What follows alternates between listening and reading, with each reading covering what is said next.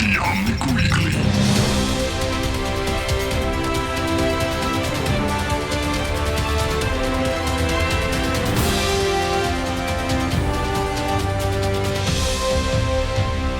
Welcome everyone, it is Sunday, June 7th, and this is episode 196 of the Omnic Weekly. I am D, and this week I'm joined by a Frozen. Hello. And by Pog. G'day. Hello. We don't have Akila here today. She's lost in the vertex. I don't know what happened. Yeah.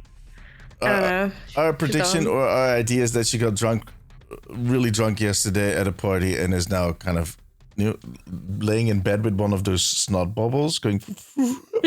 Oh. Like that. I was going to say the Hashimoto clan got her, but Yeah. that's That fine. would be very much on team, but very far away from the reality that Akila just has a lot of snot. She's known among friends and co-workers and whatnot that I'm just doing this as a revenge because she's not here. She's going to listen to this episode and go like, "What do you mean snot?" Oh no. That's Poor what you Aki. get. Yeah, that's what you get. That's No, what but happens if anyways, you don't show up. It's actually, Yeah. let's be honest, it's kind of my fault too because you were going to record last week, but I was on the trip and I was actually planning to record on the trip, but the internet was. So I decided, all right, let's move it a week, and that might have just thrown her off. She's like, completely forgotten Possibly. it. Way to flex on having a vacation. Yeah, see how I worked that in there? Beautiful, right? Yeah, right. Yeah. Dang, all rested up. Professional content creator right here, guys. Right here. with I was impressed you were making content on your vacation, though. Well done to you, I guess. Oh, yeah. Did you relax? Yeah, a little bit. No, I always make content on even. I mean, this trip, the June trip that I always do, is for a big thing about making content and kind of calibrating my operation, so to speak. It's like it has like multiple functions and a bit of relaxing. Then when I go back in September, I also make some content, but then I try to lean harder on the relaxation because otherwise, yeah, I don't know, you get burned out. It's the two kinds of trips. Yeah, there's many kinds of trips, but Nice. those are the two that I am in control of or that I plan myself, and all the rest is just like I need to be there for the work or there for work or there for work. But anyways, how you guys doing? I'm good. Well, there we go. That's solved. We know that now. How about you? You good? I'm fine. I I'm don't know. I've had lots of great things happen this week. Not much I can talk about, but yay, yippee! I'm having a good time. Oh, It's Pride Month. Happy Pride. oh, that's true There you too. go. Happy Pride. Happy Pride Month. Happy Pride Month. But first, maybe let's get back to because I just kind of I Yeah. know you have something big to say too. No. We do that at the end. You also really? Oh, there we go. We do that at the end. I have zero things to say here. I'm just like not in control about with this podcast at all. No, we're doing this at the end. Yeah. Fuck off, old man. We're going to continue with the topics at Yeah, hand. there you go. So one of my co-hosts can't say the nice things that happened to him this week, but I know. But I'm not telling you. I'm not loud. And then the other one is like, fuck off. My news is coming at the end. So, and then the third one is not even showing up and is in bed with the snot bubble. What the hell? This It's fine. I podcast- can tell it now. Time to call it. I think we end the podcast now. We're Yeah, done. there we It's go. the end. It's just over. That's it. Final episode. Now, Frozen, look, if you're There you saying go. we're doing it at the end, we're doing it at the end. Don't try to squeeze it in now, okay? No, that's not how we roll here. We have other stuff to talk about. Do You we? know? Oh, yeah, that's true. Overwatch. Yeah. Let's maybe talk about Overwatch because I personally have been, like I said earlier, out of the country for a few weeks. So I have not played a lot of Overwatch and also missed some of the events and the things that were going on. I had zero pressure to kind of like achieve anything. But What a luxury. yeah, I know, right? Absolutely. Yeah. Crazy. I'm going to be. I've been on the honest. grind. Yeah, no, I saw, and we're going to talk about that in a second. But I feel when it comes to cosmetics, and especially when it comes to titles, hint, hint, I don't give a flying hoot, a flying fuck about getting any of that. I mean, the table flip thing looked Yeah. amazing. It was like, but yeah, man, It's I'm a not funny doing that. title to have, but honestly, But guys, Pog wanted to get it. Pog, tell Yeah. the story, my friend. I suffer like, I feel like along with many other Overwatch players, we suffer from FOMO. Like, I don't want to not have it. If Overwatch is going to put a cool table flip emote as the title, I can't not have it because then everyone else will have it and I won't have it. That's my literal motivation for most things when it comes to Overwatch. Much like when people get drops, I'm like, I got to have it. Do I play Genji ever? No. Do I need that Genji skin? Yes, I do. So, you know, they did this 3-week challenge, a 3-week event for the anniversary to celebrate that. And they, for some reason, I guess Overwatch just thought they needed to make it the grindiest event they've done in a really long time. You had to win so many games. So many. How many did you need to win? Because I didn't even pay attention.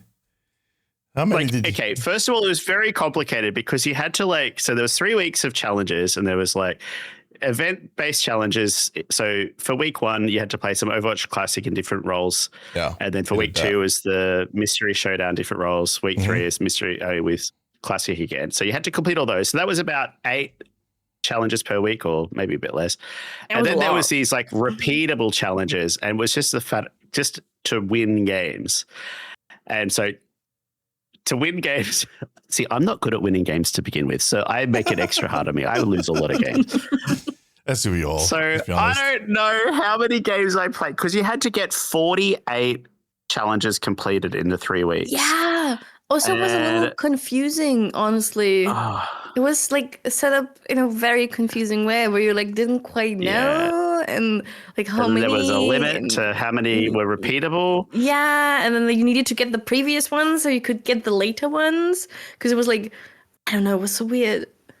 Yeah, and then I think by week 3 I'd realized after I completed all of the event challenges, the repeater ones, I think that if I lost every game, I would have to have played 130 games. Oh my God. Yeah. That was where it landed for me.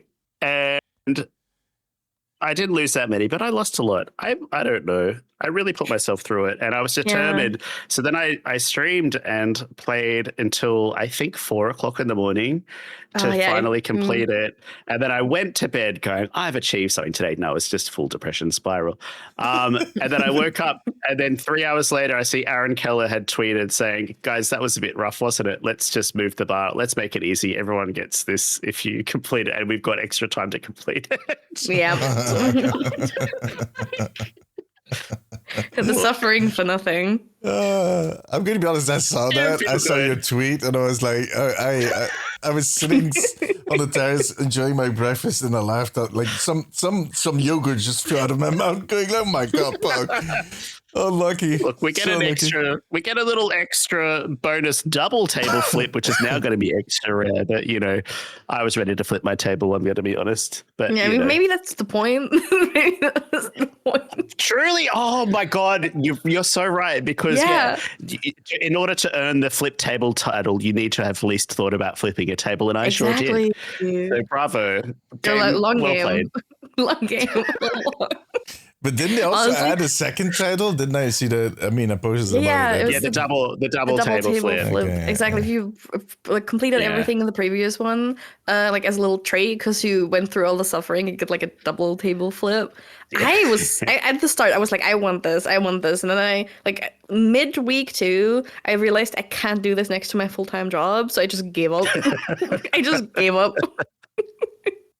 I don't have the time or the energy next to streaming, full-time job, making content. I don't have the time to do this. I wish. I need that, whatever the lobotomy is that I need to get to make me care less about in-game items in Overwatch. I need whatever, poke that part of my brain out, please. That'd be Ask good. Moira, she'll know. Ask Moira. that sounds like a really good idea. Surely idea. That's a good idea, right? Yeah, exactly. Yeah. Although I am glad that I'm glad that they made it easy because it was far too grindy. I just wish they maybe made that news a bit earlier than they did. Preferably 24 hours, right? 24 hours would have done perfect. I reckon a week would have been good. Absolutely. And one hand, I understand, right? Understand it's hey, you want something special, anniversary event, blah, blah, blah, blah, blah. You want a special title not everybody has. But I don't know, make it a little more different than just being so incredibly grindy. It was a pain. I do kind of have a wish. I know, the events, the actual challenges, or the events that happen, I don't want to see just win X games, wins mean double, and then I just think it's so like, what's the point? People are going to play the game anyway. Like, give me something to like explore more parts of the game, or try different modes, or try different. And I know they're doing that part of the other aspects of the challenges, but like more exploratory things that get me out of my comfort zone rather than just on the literal grind.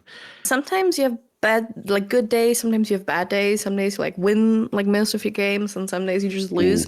But on those days where you lose and you try to grind for that title, it just feels extra frustrating. And like it's cherry on top, Yeah. Because you want to keep going. Usually when like you lose a lot of games, usually like, at least I stop playing for a while, or like at least for the day. But like if you want that title, you just keep going through it, and it does not make the experience better. It's basically like the Drives experience, but then on a different scale. God, well, the Drives is coming up too, right? It's like 2 days away. So all the bandits are now going to be entering Stadium ranked. God, you know what? And all the ranked normal players will be like, who are these invaders in our space? I don't know what they're doing. Yeah. You know what the issue is though for the next Drives? It's actually really pretty. It's really cool. It's really pretty funded. Yeah, but I mean, why kind of get all that stress and get so stressed out? I mean, over something that is going to disappear next one. I think I'll just have to play Morning Comb. Morning Comb is not that bad, actually. Look at that. Talking like someone that is awake in the morning. Come on. Enough of hey, joke's on you. I actually took time off of work for that. Oh my God. What? No, I have some vacation days left over. My contract's running out soon, so I have some vacation days left over. I had to take anyways. Drives? I did, and actually it collided perfectly between Drives and like the next work trip I have to take, which is going to be my last like work-related thing I have to do. Wow. Like there was no other time at actually taking it, so I have the Drives time off so I can play. Rose is locked in for Drives. Guys, wow. I'm getting it. I'm so ready. I mean, it's up to you. If you want to do that, go for it. But yeah, no, that is, I mean, I avoid Drives. In the beginning, I tried it a few times, but I was just like, no, this is not the way I want to play this game. I don't want to deal with all this stress and all this toxicity. Fuck off. I'm going back to never play. Played a single Drives, okay? This is going to be my first one. Oh my God, you're going to regret taking vacation. Oh, no. You're going to be hitting yourself. Oh, my God. Yeah. Good luck with that. Are you that. sure? Can we watch? I'm getting encouraged here. I'm getting so much positivity in this chat right now. Wow. It's so pretty. You need it. You need like, it. Not like, you're going to do it. Oh, Frozen, you can do it. You got this. No, you're going to hate yourself. Not right here. Nope. You're going to hate yourself. Frozen, this is not Twitch. This is the podcast. This is where we bring things down to, we're real, like they say. No. Yeah. Like, this is like this whole thing is like the anniversary event has not been going good. Let me put it that way. There's been so much that they had to kind of rectify and push in all kinds of directions to get it back on track, or at least kind of, there's so much pushback on all the facets of this underwhelming event. In total. I'd say, like, describing it, just underwhelming. Yeah, I mean, we talked about it the last episode, but I saw Aaron in that tweet. He was also kind of hinting at, okay, guys, we have some other stuff planned coming up for the 10th anniversary that we can't talk about just yet. I feel like they know, or I'm pretty sure they know. I'm almost certain that they know that, okay, we kind of dropped the ball here. We need to get excitement going for the anniversary again, because people are just... And we're 3 weeks in, I still get comments on videos of mine where people completely random. I make a video, I could even make a video about baking an Overwatch cake, and people would be, this cake is better than the 10-year anniversary event. Like, yeah. Hey, at least you get cake, It's just everything is compared to the anniversary. It's the new, I don't know, it's the new 6v6, 5v5 thing. I don't know, maybe it's not that bad. But I feel like they're going to have to save it for BlizzCon now. If they do nothing now, it's probably not going to... I don't think there's a point in them doing a big splash now. I think save a big splash for BlizzCon. Yeah. I don't know. I think actually that the content that you're going to do for BlizzCon is going to be kind of already all very decided on? No, I don't know. I'm curious. We're going to find out soon, I guess, what the program is going to be. But we're going to talk plenty of that later this summer and do some predictions. We'll see. But yeah, I mean, in the end, I do understand that the whole year was supposed to be about the anniversary. They just, we talked about it last episode. They just should have made this like the moment in that whole year where they went like, bam, we did it, bitch, 10 years. Peace. Like a can't miss event. Dead game, by the way. Yeah. Yeah. But that was one of, to be honest, that was one of the funniest moments in Overwatch history was Bog just seeing you grind the day before, kind of going like, right, I'm going to do this. Guys, come on in. I'm going to stream till I got it. And then when I saw that tweet from Aaron, I wasn't immediately thinking, oh, Pog is going to be pissed because I hadn't connected the dots yet. Then I saw your tweet and I was like, oh yeah, that's right. Oh shit. I know. I just the whole day of that tweet because I was so tired because I went to bed at 4 a.m. and then got up at 8 or 7 or something like that. I was like, I'm tired for no goddamn reason. That's all I could think all day. I'm like, you're why I'm tired for nothing. I mean, did you at least get a lot of views and new people following you? Maybe it was worth it that way, the silver lining. I don't know. I would have enjoyed the 4 hours of sleep I missed. I remember catching you before work. I was like, Bog, what are you still doing now? Like, what are you still doing? In some mania. I need a title. I need title. I need to grind. Yeah. At the end, it was just there weren't even full sentences anymore. It was just, I need title. That was it. And the more tired you are, the more games you lose. And, it's just this self-serving. It is. It's just a repeating loop. We got it. I'm going to proudly wear that title until next season when they come out with something more interesting that I want to put on instead. Exactly. So then it'll all be a distant memory. Yeah, exactly. Yeah. I predict that in a few years you're going to look through all your titles and go, oh yeah, right, I got this one. I didn't remember. You're going to look at it seething, hatred in your eyes. You suffered so much for this and you're not going to use it. But the second title, what did you have to do anything special for that one? No. I mean, complete everything, like do the grindy stuff, Okay, so at least you go, everybody else is going to get one, you're going to get two. All right. Exactly, yeah. Okay. I'm trying to find the silver lining here for him. You can show everybody how much you suffered now, Yeah. I can flex my double. Yeah, you can flex your suffering. This is my sanity, guys. A little title. He's been in the trenches. Yep. In a few years, there's going to be people going like, why is it like two people flipping a table? What's going on there? And then you'll have to tell the story like a granddad in your rocking chair. You flipping a table. Granddaddy Pog is going to tell you a story. Oh, I got this title in this video game. Yeah. Daddy Pog had to grind all day. I'm trying to do a mix. Oh, God. I'm trying to do a mix between an American and an Australian accent, and it's not working. It just came from somewhere. You nailed it. You nailed it. Wow. It's his age. It shows. Anyways, oh my God! Sorry to all the people in Australia. I'm terribly sorry. Something about a Belgian man doing an Australian accent is really quite special, isn't it? Be glad that I didn't go for the standard. Let's put a shrimp on the Barbie. Let's just right. I'm so grateful. Yeah, exactly. Mom, the Belgian man is throwing people off his lawn again. Off my lawn? Wait, what?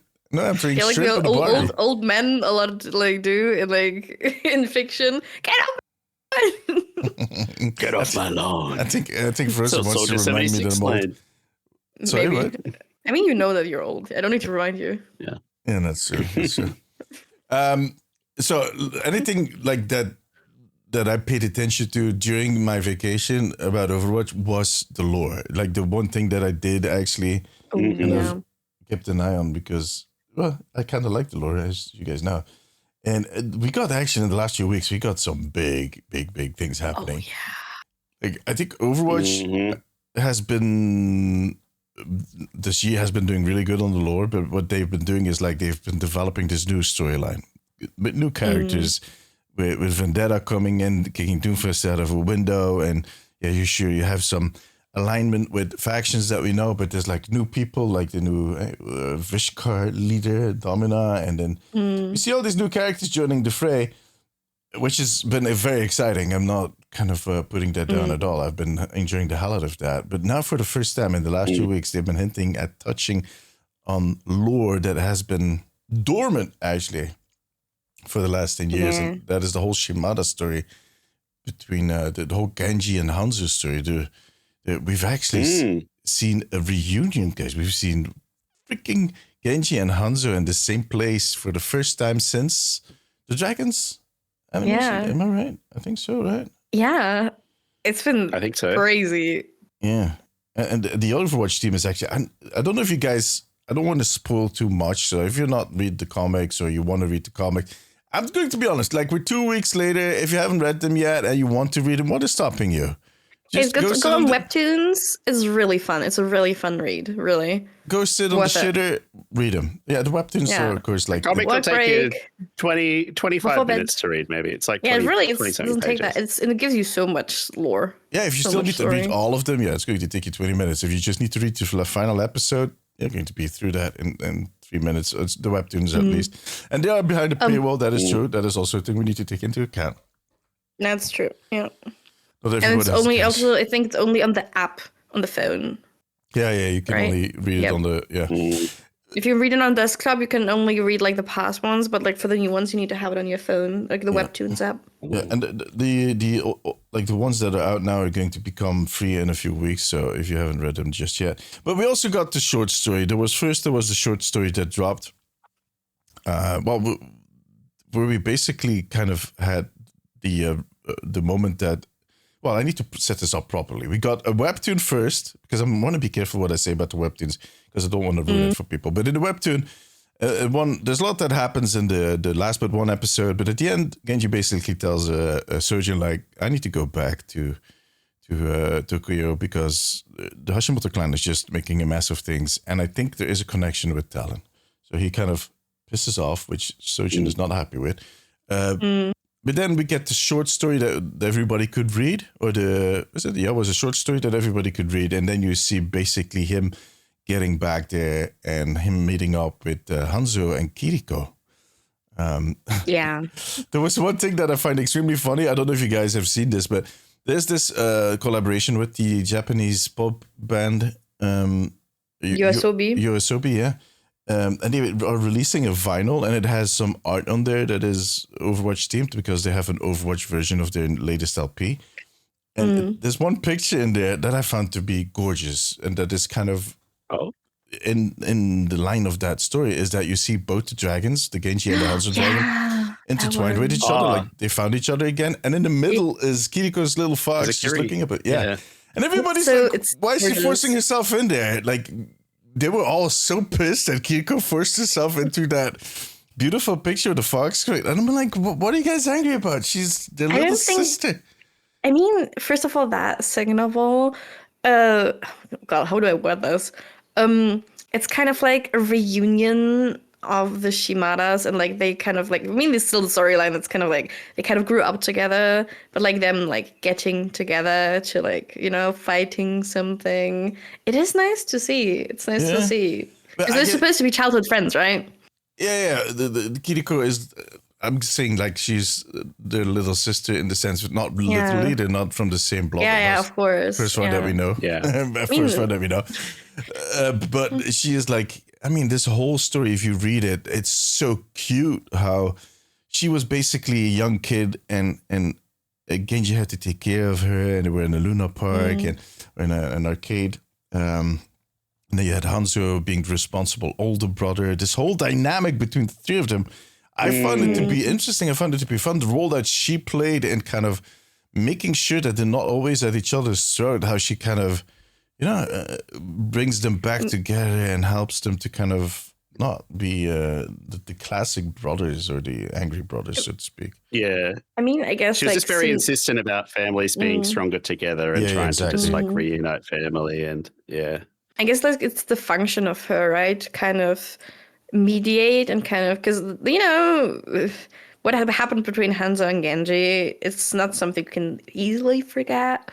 No, exactly. Yeah, well, yeah. Trying to kill your brother, come on. But that was before. Let's be honest. Like the short story happens before Hanzo tries to kill Genji, or accidentally thinks he kills Genji. Yeah, but it kind of gives a hint of maybe her being able to like also in the future maybe mediate between those two. Like her maybe possibly in the future being able to bring the Shimada brothers together again. Yeah. I think that is kind of the thing, because if you think about the story between Hanzo and Genji, if you don't add something special, if you don't add something extra, if you don't kind of pull and kind of push at it, it just becomes this classic two angry brothers kind of story. And that was the risk that they had up till now. It's just that they didn't get along, they got in a fight, and now suddenly they get along. What is like the thing that, where's the tension? Where's like the gray zone in between all that? Where's the pull? You need a bridge. Yeah. You need an extra like ingredient in there that kind of tries to keep things together. But and I think Kiriko plays a great role. But a lot of people are just, of course, unhappy because it's Kiriko. Kiriko gets all the skins. Kiriko was the hero that was added first when Overwatch 2 came out. There's like a whole kind of thing about Kiriko and we're by a perception there, aren't we, though? Because, I mean, from what we got to know of her, I mean, even with her animatic that we got back then, was like one of the first animatic to like have actual sign language in there. And it was, I mean, I love the animatic. I cry every time I see it. It's beautiful. And yeah, sure, she's a little spoiled as a character. She gets a lot of things. But lore-wise, I adore her and like her side of the story and like how she's intertwined. And now adding that like kindness that we saw from her in her animatic and her compassion with the people around her to the Shimada brothers, I think that's what both of them kind of need, especially Hanzo. I think that's especially what Hanzo needs, because Genji kind of got there already through Zenyatta, but Hanzo needs a little bit more help than that. I think she really could, like, he could benefit from her. Oh yeah, he definitely could, and they've been working together for a while now. I think she fits. That is my personal opinion, but I think she fits that storyline. She is also an anchor for the Shimadas in this whole story, because she is basically the last remnant of what the Shimadas used to be. She's not a Shimada, but her family were closely tied. Her father was the weapon master for the Shimada, or the weaponsmith, sorry. And her mother was basically she trained all of their ninjas. She trained all of their troops. So she was, but yeah, her father is locked up and making anime weapons now for the Hashimoto clan under, how do I put it, under pressure, well, he basically, if he doesn't, they threaten to kill his wife and his daughter. And his wife is being, trying to keep the peace in Kanizaka and in the neighborhoods that the Shimadas were reigning before the Hashimoto clan came in. So this whole twisted dynamic. She is the little light, the pillar, the one that stays true to what the Shimadas used to stand for, or at least a good part of the Shimadas used to stand for. So I find it a very interesting thing. And to see the brothers kind of coming together again, to feel like the possibilities, the options of what that all could mean, but also to see that whole, something that we often tend to, or that a lot of people seem to forget, or me including actually for the longest part, is that this whole Kiriko, Genji, and Hanzo thing, but then you have Mizuki still around there, who is actually a spy, and the way that things are panning out right now, to continue what happened in the short story, without giving too much details, but there's a lot that happens, and basically at the end, Genji, I'm not going to say sacrifices himself, but he let himself be caught to kind of make sure that Hanzo and Kiriko get away, one thing, but he also, because he went AWOL, he needs to prove to Sojin that Talon is involved in this, so he wants to get deeper into the fortress, and the only way he can think of doing that is letting himself get captured by the Hashimoto clan. And then right at the end, they give us a hint on who the next hero is going to be, but we're coming back to that a little later. We're going to keep that for for the end of the podcast. But then you get a new webtoon comic, and again, without giving away too much details, that is the moment that Kiriko and Hanzo and Mizuki is in the background contact Overwatch to tell him that Genji was captured, because Surgeon is still pissed, or kind of like, why did he leave, and blah blah blah, and kind of thrown up about it.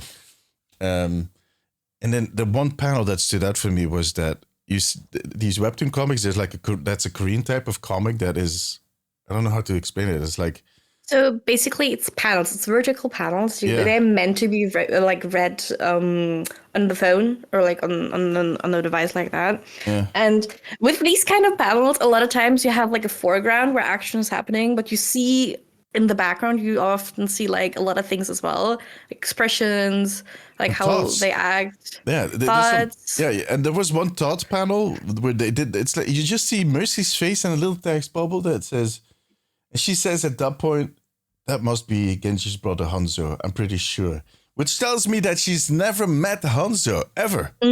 Yeah, she's been in love with this Cyberman for the longest time, and for the first time ever. But that also means that a lot of Overwatch have not seen Hanzo. They don't know what Hanzo looks like. They don't know Hanzo. The only one that does know is Cassidy, because Cassidy used to be a mercenary, and Hanzo and Cassidy have worked together as mercenaries at some point. There are voice lines that reflect that hint at the fact that they, at some point, have been in touch with each other, that they know who is who.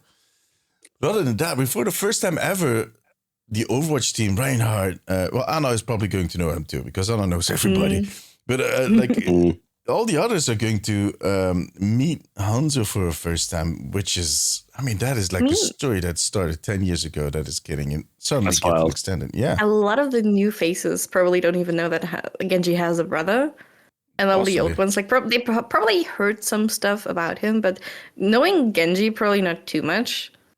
Yeah. So they kind of just know there's a vague brother there that kind of exists. He's not an open book. He's an open book.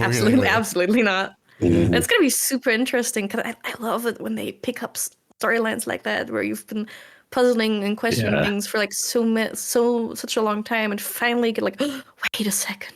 Yeah, that's the thing, right? Like Overwatch is like, I feel like the Shimada story is peak Overwatch. Like it's the most interesting, probably the deepest lore that we have about many of it. Like I don't know, I think it's the coolest. All the stuff that happens in Japan, it's just like the most, Dragons is like the coolest animation I think they ever put out. It's like the one that everyone loves. It's this like classic story of feuding brothers, and I don't know, it's the one that everyone shows someone the most interesting story. Yeah, I agree. Go ahead, Frozen. It's just the one, every time you see someone new being like, oh, what has these animations, when they don't know, like, get introduced. I think Dragons is one of the first ones that get shown always, because it's just so impressive.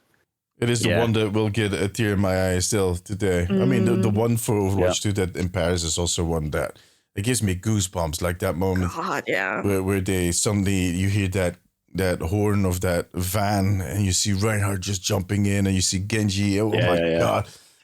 Just thinking about it, I get goosebumps. But Dragons was also, and I agree with you, Pog, like that is the most heartwarming, interesting. It's just, it has everything in there, because it's not just about the two brothers. It's also about morals, because the Shimadas were criminals, but they were criminals. They were the Yakuza. They were in the Yakuza. That's what's in the webtoons. Genji gets introduced as an ex-Yakuza. Yeah.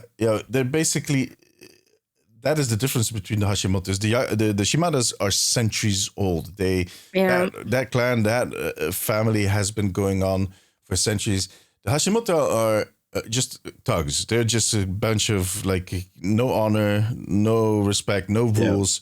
They are they kind of pretend to be exactly. They pretend to be like one of the Yakuza, but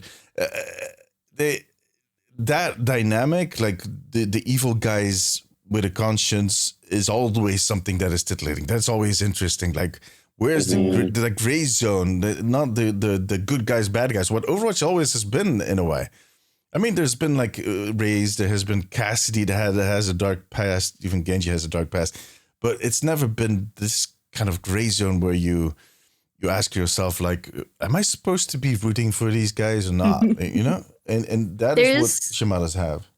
there's no flatness to it. There's a lot of depth, Yeah, especially in that story. yeah. And depth is never boring because there's many things you can interpret into it, so many potential for interactions, and it's like always something that Watch had going for it. It didn't have most of the time. It didn't have like flat character stories. No, Well, maybe it's just more about the idea of like family. There's so much family in that story, whereas lacking in a lot of others. It's something everybody can relate to, right? Family. Yeah. Most people. I don't want to give anybody trouble here. But hey, between blood family or chosen family. No, that's true. And if you add to that whole mix, if you add stuff like Kiriko with her yokai, and kind of trying to uphold peace in her own little village, you get the mother that is trying to protect her daughter, that is worried about her husband. Her husband is being captive, who is actively kind of sabotaging them by making really bad weapons. There's one moment in the short story that Genji describes being attacked with an anime weapon by one of the goons, and he's like, oh, but this is different. He's not in control. He doesn't know how to use it. But yeah, he doesn't know how to use it, and the weapon is made to fail. That is what Toshiro has been doing. Toshiro has been making these weapons and kind of purposely making them, which kind of reminds me, my granddad this hits me a little personal. My granddad was captured back in World War II and forced to work in labor camps, and he was because he was specialized in weapon, metal. I don't know how to kind of what the English word is for this, but he basically was really good at tubing, making metal objects and whatnot. And he was forced to make weapons and barrels and whatnot. And he always told us that he always made sure that the guns were going to be, if they were being used, that they were going to backfire, that there was going to be going something wrong. One in every few weapons was going to be a problematic. That was his way of kind of sabotaging, fighting back. Yeah. And this is just me and Frozen opposites of each other. I just realized I'm talking about the Second World War and how my granddad was sabotaging German weapons with the German in the chat. But that's all history. We love each other. But that kind of dynamic of having the Toshiro's family, Kiriko's family, Asa, like all of these people involved. I think season 3, the lore is either. I hope they do not drop the ball on this, but it has so much potential to be something extremely, extremely beautiful, and I can't wait. Especially with the season 3 hero, because I don't know. I see a lot of potential there. Absolutely. I don't know if you guys saw it. You probably did. I know Pog saw it, but that they're going to release the trailer for that hero next Tuesday. And it's going to be a story trailer. So I think everything that we just discussed is going to get, I don't know, a big nudge forward at least. It seemed to end with that moment that with the new hero, the short story. So maybe it'll just continue straight off that. Who knows? Yeah, there's a lot. I made a short on vacation while I was there about all of this because I had this theory that I kind of wanted, or that I felt like I needed to share. There was just this idea. There was some things that stood out for me. But I know totally. Yeah, you guys have seen it, but I'm still going to kind of retell the thing that I wanted to, that I shared in there. Do it. But my theory was that because there are a few things in that short story, if you've read it, that stand out for me that I already mentioned on Twitter a few weeks ago or last week when it came out. They mention Rumiko quite a lot. And Rumiko is the mother of Hanzo and Genji. And the story is, with her, as far that we know, she ran off. That's all we know. The thing is, everybody said that Rumiko was a very gentle woman, very nice woman, very much involved with the community, very nice to everybody within the Shimada clan, but also in the community, and kind of, she was just a good woman, good to her sons, good to her family. I don't know what you guys think, but that doesn't sound like someone that would just kind of run off, right? That sounds like, you know how criminal families, appearance is everything. Like, I mean, we see that in movies and everything, but like story-wise, a lot of times. So having an image created for the mother of like the two heirs, kind of that ancient family. Of course, she's portrayed as gentle, heartwarming, good to everybody. Like that's kind of your role that you gotta play. It doesn't mean she's actually like that, you know? Well, I think the fact that it was the people themselves that said that about her. I think the other way around, actually. I don't think she ran away. I don't think that is what happened. I think she was a nice person, but I think something happened to her that they're not telling us. And I'm not telling us, I mean, that Sujiro, the dad, is not telling Hanzo and Genji that he basically told them, like, she ran away. And that's it. That's what they have to live with. It's like we brought the dog to a farm. Yeah. No, I love both of your interpretations of this. I love how first it goes, the dog is brought to the farm. Yeah. Pog is keeping it kind of level, but Frozen is digging into youth trauma and going like, yeah, the dog went to the farm. It's a woman. It's their mother. She's not a dog that was brought to the farm. Dog. That's insane. I mean, either she was forcefully taken away, maybe also injured or anything. We don't know. Yeah, well, let me continue on. I posted this the theory on Twitter. Like, I made like a stamp going like, okay, guys, this is the theory I'm sticking with. Let's see on Tuesday how stupid I look. I'm thinking I might be looking very stupid. But my theory is that she got injured. There's actually two.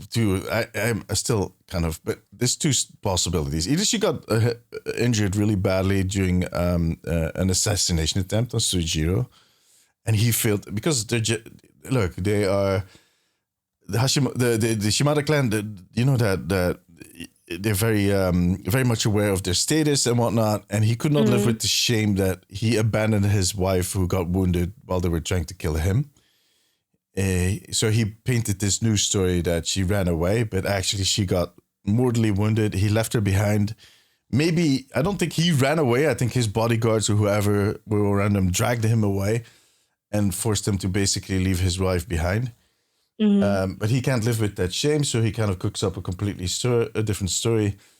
The Hashimoto clan finds her body and they see a nice opportunity to kind of... Well, to bring shame to his clan, and what they do is they basically give her the Darth Vader treatment. After the Genji treatment. Yeah, the Genji Darth Vader treatment, and kind of make her into half a cyborg, but she doesn't remember jack shit about her past. Another possibility is that she actually was Hashimoto all along, and that was more of a Romeo and Juliet type of situation, where she was in love with Sujiro, she abandoned her clan, and at some point something happens that has her turning back to the Hashimoto. I think at some point she got really hurt, because if you look at that thumbnail that they released, there's clear signs that she is somewhat cybernetic. At the end of that short story, Genji also describes the sound of her putting her hands down as metallic, and her voice sounds metallic. Some people suggest maybe she's using a voice changer. Okay. That's what I think. Yeah, that is.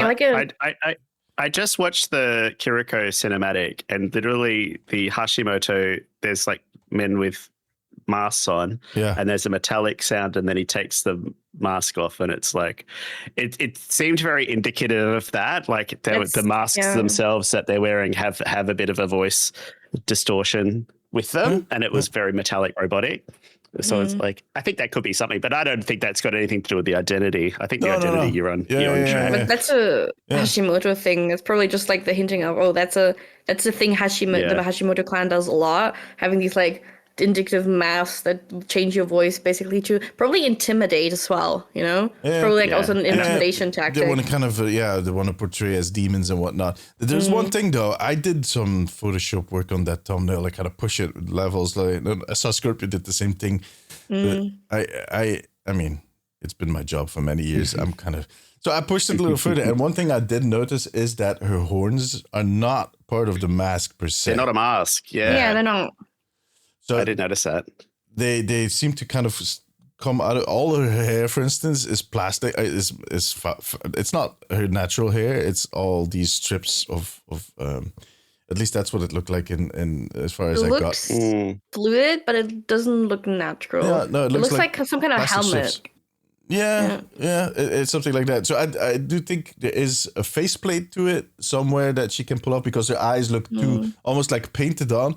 Because I think she's old. I think a lot of people have been asking for an old hero like Anna. Yes. Yeah. Give me an old hero, please. I think we're going to get an old hero. Evil old. Please. Evil old Rumiko. Yeah, exactly. To kind of pitch against Anna, even like the complete opposite of Anna. Yeah. I mean, I'm just kind of looking at the picture that you posted, and like on the one side where you see the horn connect to the head, it kind of looks like a side part shaven, but it kind of looks like there's more cybernetics going on there. Yeah. That's super interesting. I want another old hero. Give me that'd be so my cool. only hesitation is like if you look at the silhouettes for the rest of like the year, I feel like there's two other robotic heroes. Are they gonna do? I mean, like there's a clear Omnic detective trench coat guy, and there's the absurdly thin-waisted robotic looking other one there too. And it's like, are they gonna do that many, especially like 3 out of 4 in a row? I don't know. I wouldn't be against it. I think it's interesting. Neither, but it just seems like an unusual. I guess we've had a lot of like. I get it. Yeah. It's we've had a lot of humans. It's a very it's very true, Pog, you're right. We had a lot of humans before, but like after the Omnic Crisis thing and after now the Null Sector attacks, maybe there's like more either Omnics, but also more like cybernetically enhanced people coming out being like, hey, look, we might be in trouble here, We might have to actually do something, kind of involving themselves. No, I get that. But I think in general, there's less Omnics because Ramata stole a lot of them. He kind of managed to. Yeah, he did. He yoinked a lot of them. But there might be the ones that might be left are the stronger ones, and they might be the ones that are going to step up. No, I totally agree with that idea. It's kind of like the race of survival, right? It's like kind of the Omnic survival. Yeah. No. I think. I mean, look, we have Demon coming up. She is going to be just in a mech, so that is not really. Then I don't know what the order is going to be with the last two, but the detective definitely looks Omnic. I mean, look, we see how many 9 eyes? Yeah, you can clearly see. They almost wanted us to know that it's an Omnic. That's definitely an Omnic. An Omnic is coming. I kind of want him to be like kind of like a noir, like themed hero. Like he has these like really long monologues, and I kind of want that. With a really low, like smoky voice. And like he's always kind of depressed. Imagine just some old guy like that puts on an Omnic mask getting to completely bamboozle this. He's like always kind of depressed, like having these monologues, kind of like having like a fake cigarette in his hand, even though he can't smoke, just for the aesthetics, No, but I do think there's something to it. That, like, we've had a lot of human heroes, and Overwatch has always been about the Omnic-human relation and that kind of thing. And we've seen screenshots. I don't know, like, if you've seen how long it's been since you saw the Mondata assassination, but the crowd that is standing there, about 60% of the people, of course, it's because they wanted to see Mondata, but there's like a huge Omnic presence there. So it makes sense that they would push that a little harder. On top of that, and that is kind of my theory for the hero on the complete left, is that there's going to be null sector things in there too. And I'm thinking that might be a null sector character or something in that direction. I don't know how they connect to the story. I have no idea how the detective is going to connect to the story, but we'll see. I'm calling it. He's not a detective. He's actually an Omnic news reporter named the Omnic. And I did the voice, and I can't tell you. Guys, listen, it's all a conspiracy. Blizzard's made you a hero, Deems. It's happening. It's coming. Yeah, and I'm under NDA. I'm not supposed to tell you, and I'm already breaching the NDA by talking about the NDA. He's actually voicing it. He actually voices that hero. We know this. This is it's all coming together. Exactly. It's like the trench coat and everything. He's just reporting on all the news.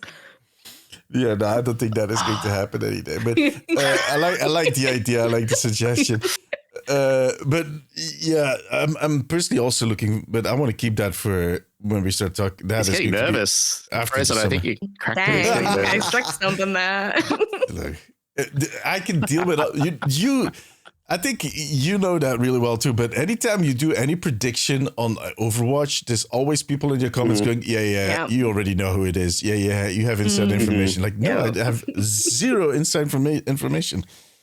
No, it's funny because you're really good at predicting things because of all of your knowledge. I think people forget how involved you are and how much actually not like actual knowledge you accumulated over the years, and that helps you a lot in predicting things accurately or kind of accurately. Yeah, I've been following this game for a long time. On top of that, I've always been very invested in the lore.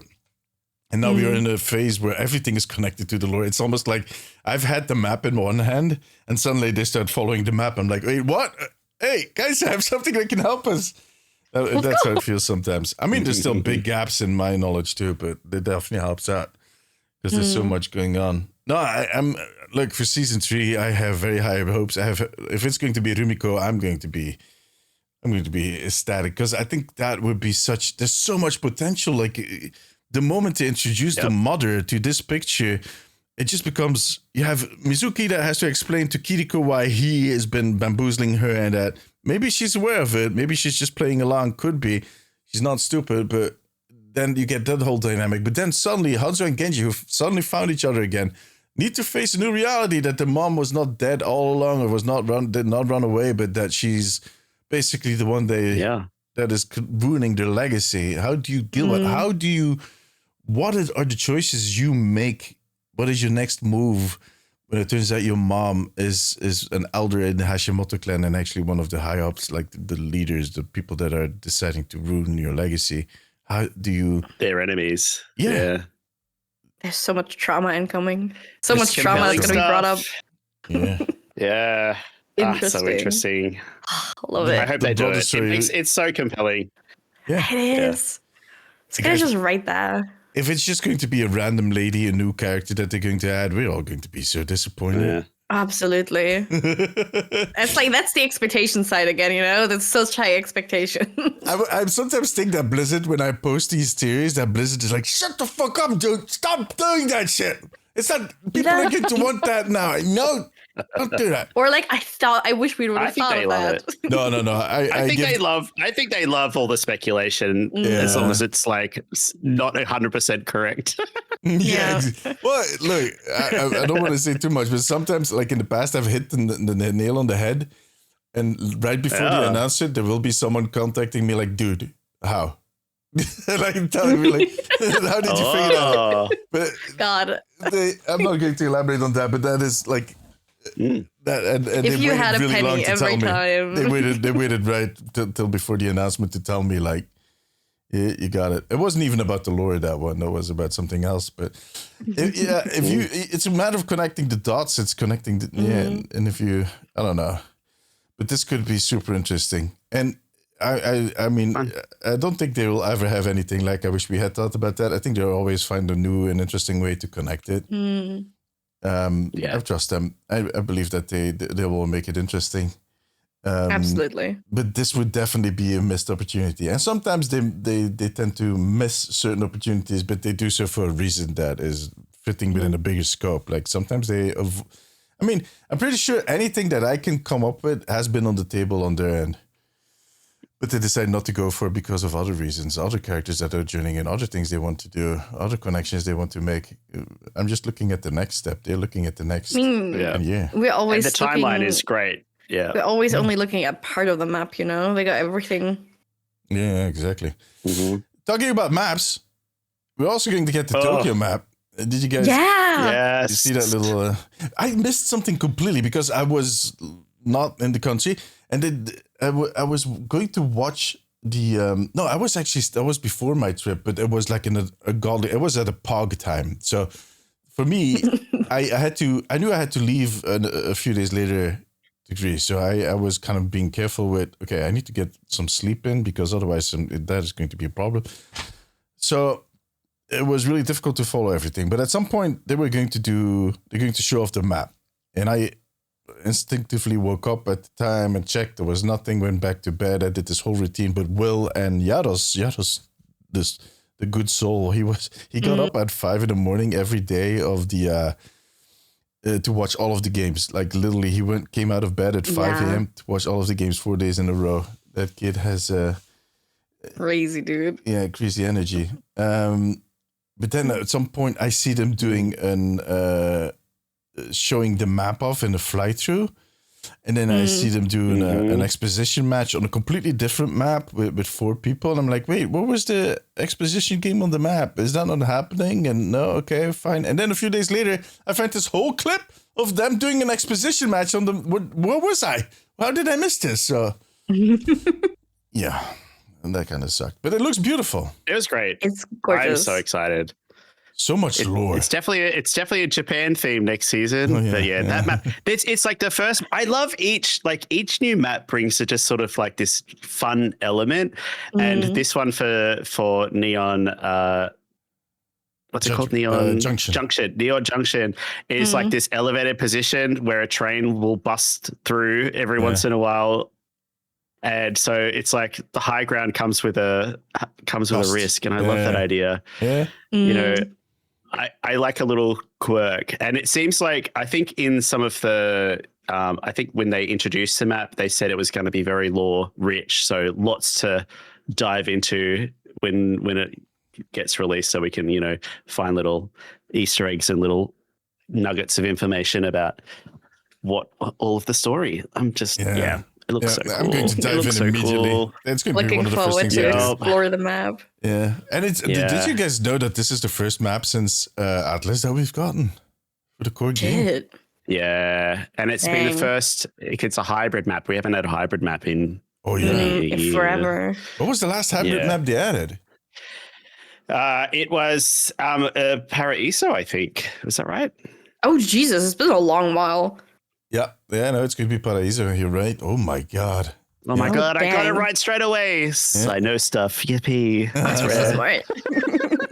Damn. No. And I saw so many little details and things that I want to look into myself and see for myself. I love the comparison that was immediately made with the map in Marvel Rivals. They also have this Tokyo-based map. Yeah. There are a lot of similarities. It's based off of. They're both based off a real place that's in the cyber future. I love that we have this dividing between the Japan maps. That either it's very old school shrine, or like high rise towers, neon, like modern. Because that's exactly when I was visiting Japan. That's exactly how I experienced Japan. That's exactly how it is. It's amazing how they put that into the game. Yeah. Yeah, they did really good. Japan. I mean, they do a lot of research. Like I've done these tour videos, and I still need to do one with Aquila where we're going to go through Paraíso and just kind of look at all the details that they got right. But we're going to do that soon. But like, do you want one about Junkertown? I can tell you exactly how it doesn't relate to anything Israel. we can do one on Eichenwalde. That would actually be an extremely funny video to do. We need to do that where we both just go like, "Hey guys, I got Pog here. Yes. We're going to do a video to compare this to real." First, I do the Aquila video, and then I do one with you, and then let me do one first with Aquila, then with Frozen. We're going to get gradually less and less because Eichenwalde has some German things in there, but it's not like absolutely. Let's do that. There's definitely little Easter eggs on Junkertown for Australia, but it's not based on a real place. No. I should hope so. It's fun because sometimes they hit it on the head like perfectly with those maps, or like the contrast or like anything like that. And then some maps are just not everything can be a hit, Not everything can be a bad. Within the story, it makes a lot of sense. Junkertown makes a shit ton of absolutely. Like, the whole thing, but New Junk City and Junkertown that a lot of people don't know is that it's actually built on top of a huge Omnium, like a huge Omnic factory. If you like on New Junk City, you have that one point. I don't know the names of those points, but it's the one where you have all these containers, kind of the acidy one. The what? That like the green one, the green point. No, the one with the where the containers are around the point. There's like containers. Oh, there, yeah. If you walk under that little platform that everybody is taking higher ground on, you walk under there, you can actually see a huge gaping hole, which is the Omnium. I want to find out what is that, because that is the thing that caused all the radiation that got the. There's Omnics in Australia that are like crazy. I'm not going to say zombie-like rabid Omnics that through the radiation completely went nuts, and that are a huge problem for the local. That's why the wasteland is so dangerous, you know. The Omnic crisis never ended for Australia. It's still ongoing. They're still fighting Omnics on a daily basis. That's why they hate Omnics so much, because they're still being pested with them. With these crazy the pests. Yeah, the crazy rabbit Omnics. There's like a whole bunch of lore there that they haven't even touched on. The one thing you missed in Tokyo, I wanted to mention, because the payload is a container that is holding some the anima technology that is behind the weapons. So that's they said that during the reveal, like the payload is carrying the technology that's behind the Shimada weaponry. So that's what they're pushing along. And the Hashimoto weaponry, because there's a lot of leaks and whatnot going around about. There's one leak that literally says she's using dual pistols. Yeah, no shit, Einstein, we can see them. It's like this like being a weatherman that walks out the window and goes, "It's going to rain." Yeah, no shit, Einstein, on the picture. It's raining. Yeah. No, look, there's going to be dual pistols. That's clear. But I also think she's going to have an anima tiger tied into ability or a weapon. And that might be the thing that is going to be in that payload. I think the other stuff in the thumbnail for the story video, there's like a wisp coming out of the gun, which is blue rather than looks like gun. So it's like maybe the anima is somehow integrated with the gun. Yeah, I think it's going to be red though, because all of the weapons that they use all seem to be red. I think that maybe it has something to do with talent. I don't know. At some point, you can see someone with this like almost pole arm.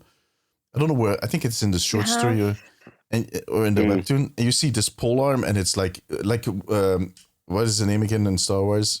Kylo Ren, his weapon, like vibrating really. That kind of feeling. I don't know. We'll see. But very exciting. What are you going to say for us? I'm sorry, I interrupted you. I said like color scheme wise. If you go color scheme wise. It will make sense, like, because the Shimadas have like green and blue, like kind of like cooler toned colors. So I think for like the Hashimoto and their general color scheme would like make the most sense to go with the red, orange, or yellow. Yeah, like one of those three. A red tiger. There's also cool. there's a white tiger that's on all of the, like in the hint, the tease about Hero 52. It was just this this image of a white tiger. Oh yeah, it's like this white with yellow, right? So maybe it could be white. Yeah, it could be too. Yeah. Because that is the anime. Is the whole technology is embedded in tattoos. So all the dragons do not necessarily come out of his bow. It's a combination of the bow and the tattoos on his arm with which is so smart again, by the way, because like the history with the Yakuza and everything and tattoos is so rich, and it's like so traditional, and like including that into the weaponry, and like you need the tattoos, like maybe that's like why they have it there in Japan, like in the modern day as well. It's so smart. Yeah, no, it really is. Like I said, this could potentially be.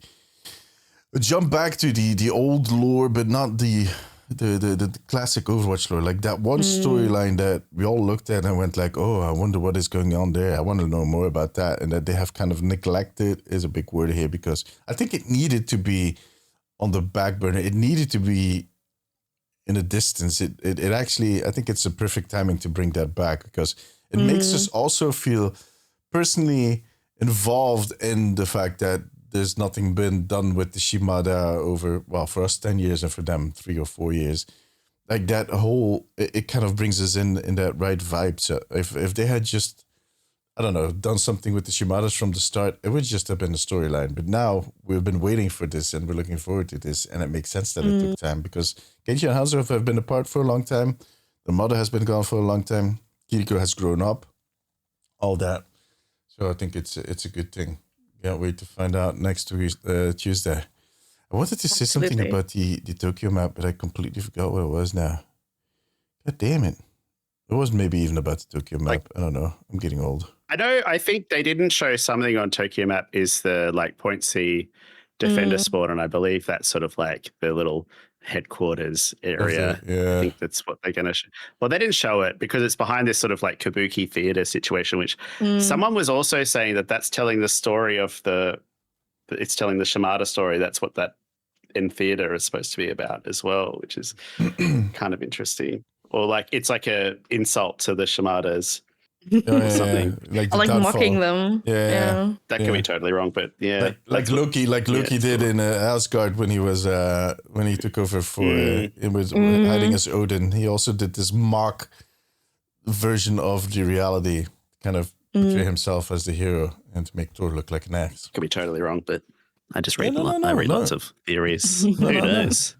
I think that's it. Someone translated something somewhere on one of those parts of the maps. Oh yeah.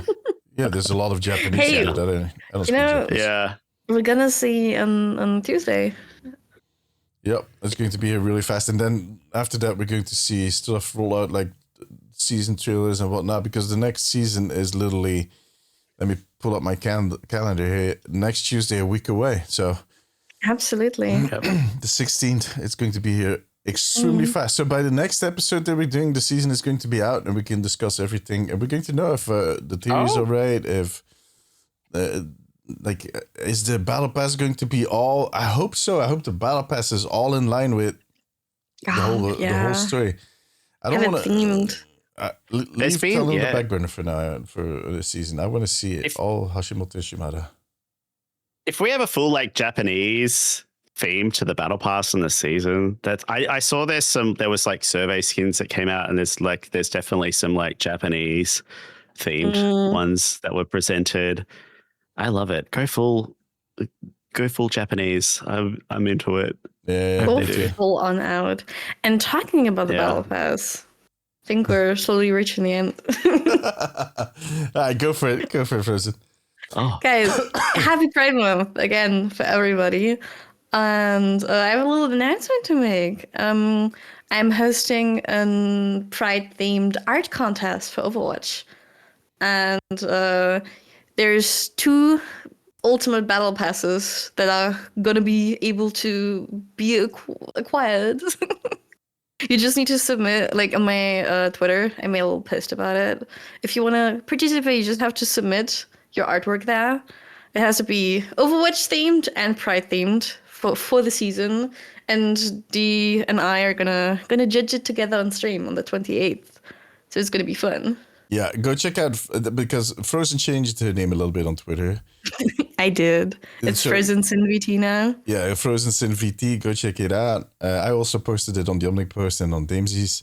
So go check out those links. And if you want to make some art, join in on the competition, do so. And I'm going to have my old eyes scan it and give some commentary.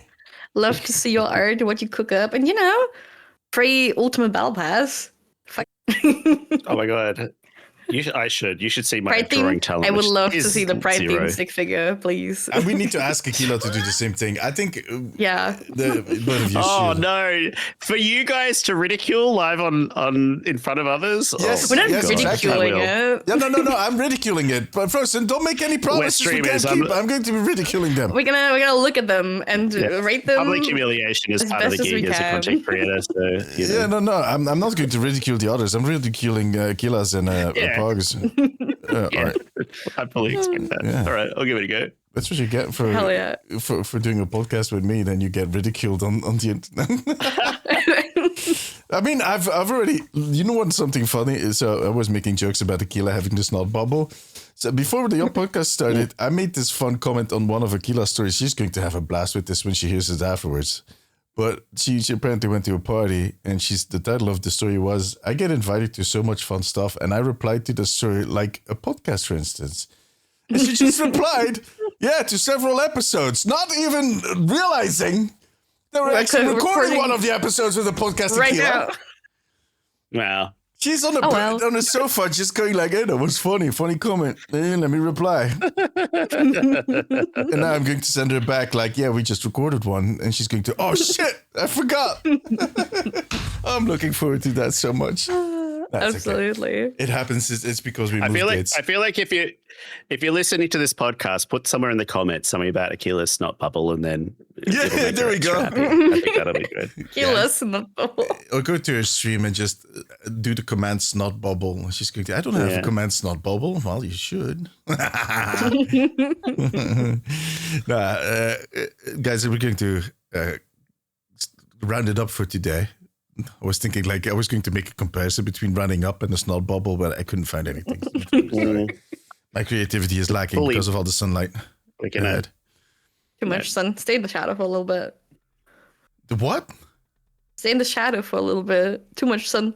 Oh yeah, yeah. With a bald head like mine, I have to stay in the shadow. Otherwise, I start to look like one of those red light bulbs, and I just walking around. No, I'm very cautious with my skin. I don't get sunburned. I avoid it at all costs. But anyways, that is for a completely different podcast, actually. Not even for a different episode. Guys, thank you very much for joining. And we'll talk again in 2 weeks. You guys join in on Frozen's art contest. Bye-bye. Do it. Bye.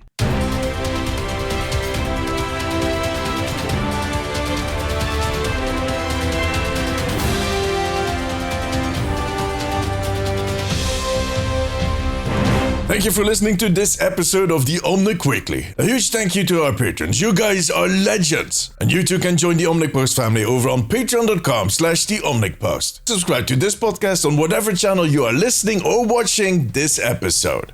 You can follow the Omnic Weekly on Instagram and Twitter. For now, however, take care of yourself, take care of each other. Till next time, bye-bye.